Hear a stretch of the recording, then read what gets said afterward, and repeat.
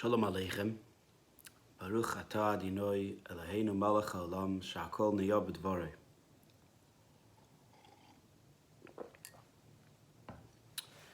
This week, we are coming from the Shabbos where we would have studied the third chapter of Pirkei Avos, and of course the goal is to live with the chapter the entire week.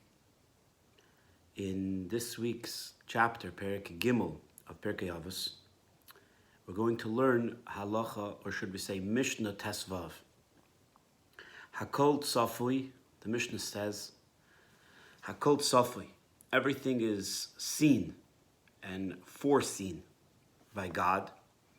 Varashus Nesuna, the permission is nevertheless given to man to act. Ubetoiv ha'olam nodun, and by the goodness the world is judged. Va'kol lefi roiv ha'maisa, and everything is dependent on the more good that is done. That is the literal translation of the Mishnah. So the topic of discussion here is God and free choice. On one hand, Hakol Tzofui, everything is known. Master of the universe created the world, and he continues to create the world continually. The entire world, everything, all its inhabitants, every existence, all of his creations continues to be recreated once again by the Master of the universe every moment of every day. An analogy that is brought for the concept of free choice is if I take a ball and I throw the ball up, I know it's going to come down. It's a natural order and call of gravity. The Master of the universe, in a certain way, this is the way he knows how things are going to happen. The Master of the universe runs the world, and the Master of the universe created everything, and so he knows. However, the Mishnah is clearly stating that even though the Master of the universe knows, it doesn't take away from our free choice. It's not a contradiction. God knows, and we do. And in fact, the more we do, the merrier. That's what the Mishnah is stating. The more mitzvahs we do, the more Torah we study, the more acts of kindness that we perform, the greater it is. However, even if it happens maybe that you're short, the world is short of good deeds, there's not enough good deeds going around. Imagine such a scenario. Don't worry. Why? The Master of the universe is going to take into account your goodness, but he's going to add some of his own. The Master of the universe is going to constantly infuse the world with additional goodness. So even if the world is somewhere and somehow short of goodness, the goodness will exist and will flourish and will prosper by the kindness and the mercy and the compassion of God. However, even though you have free choice, and even though God knows, and even though God's going to infuse the world with goodness, he still wants us to do more goodness.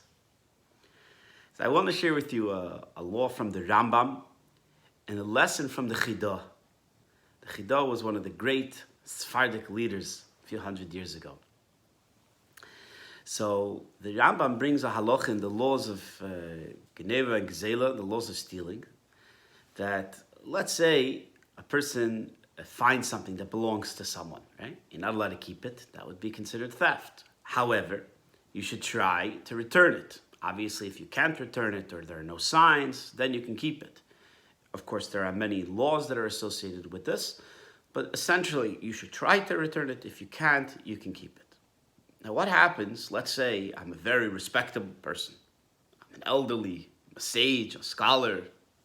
You choose.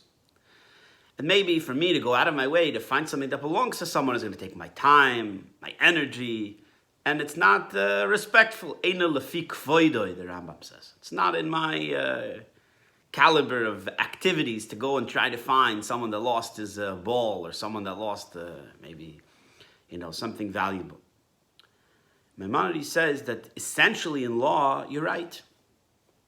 If you are a respectable person who decides, each to their own, maybe you have accolades that tell you that you're from a great pedigree and you don't have to return lost items. However, if a person will go beyond the call of duty, it's a beautiful thing to do and you should go and return it. Now, any humble person, any good person, will do what they can, no matter who they are or what their title is, to try to find who the item belongs to. A regular good human being on earth will find a way to return the lost item. And Maimonides is saying that that's the proper way to go about life. Be that humble person. Go the asisa v'hayosher v'atoiv. Go lifnim meshuras hadin, midas chasidus, the pious way. So the Chidah on the Rambam and on this Mishnah, he comments and he says, but maybe it's really not honorable, you know. You see the rabbi taking out the garbage, you know, maybe it's not honorable. You know, you see an honorable person doing something petty or something simple, in the eyes of some or the eyes of many, maybe it's not proper. So the Chidah says there's no issue. And in fact, if you look up in the Beis Yosef, he says, you look up in the Code of Jewish Law, section 263, and also in the words of the Rambam, that really it's not zilzul, it's not a disgrace for a person to go out of their way to help someone, even to return a lost item. Why? Because it's not just about you, it's a mitzvah. If you're going to take this item and you're going to return it to the person it belongs to, you're going to get a mitzvah. Can a mitzvah be a disgrace? God forbid. A mitzvah is the greatest thing that a person could possibly do. So therefore, it's no such thing as that it's not in his honor, it's not proper, it's not befitting. It's the greatest honor to go above and beyond the call of the hour, the act at the moment, to go and do this mitzvah. Knowing that it's kavod shemayim, look at my human being, look at my creation, look at my Jew, going and returning something that belongs to someone, going to help another human being. Hakol tzofay, Hashem sees everything. And maybe you can find a reason why to finagle out of doing an act. But if you do it, is kavod shemayim lasais, lefnim asher sadin. Go out of your way. Go out of your way. You know, to do easy things is no challenge. To do small things also, take upon something small. But taking upon something maybe that's a little bit difficult, maybe something that's not your norm, not your regular activity, do it. Go out of your way a little bit. It's kavod shemayim to go out of your way once in a while. And it's interesting. There's another discussion which lends itself to this discussion in a very different way, but the lesson is clear. What is this? If you open up the Gemara in Nedarim, page 80, side 1, the Gemara says a very interesting thing. If there are two cities, let's say city A and city B, and city A has a well, a water source, and the water source starts in city A and it goes to city B, and then it comes that city A really needs all the water. City A has the option to shut off the valve that's going to city B and keep all the water for themselves, particularly to save lives or even to wash laundry and things like this, which the Gemara talks about. The Gemara says if the city A really sees the need to keep the water for themselves, to save lives particularly, and even in one opinion to hold back the water from city B for laundry, they're allowed to. Now you ask yourself a question. City A is allowed to hold back the water, and why? Because it's based on the mitzvah v'chai b'hem, that you're allowed to take care of yourself before somebody else. I have things to do. I'm a busy person. I don't have time to start looking to return people's lost items, right? I gotta to find the person who this item belongs to. Do my own thing. Comes along the Gemara and says, take care of yourself. But let me ask you a question. If you learn the commentaries and you learn the halacha here, and it's a lengthy Gemara, no one in their right mind is going to say, okay, shut off the water valve. What are you going to do? You're going to go out of your way and you're going to try to find a way that both city A and city B should have enough water. This question came up in light of COVID. Ventilators. Not enough ventilators. Should we split the ventilator tubes sharing with one patient or another patient?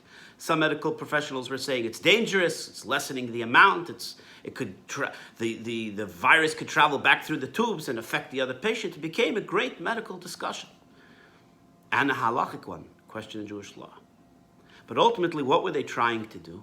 To save two people. Even if one person had it first, that person is v'chai b'hem, that person has chayecha koidmin, the right to keep the ventilator for himself, he got there first.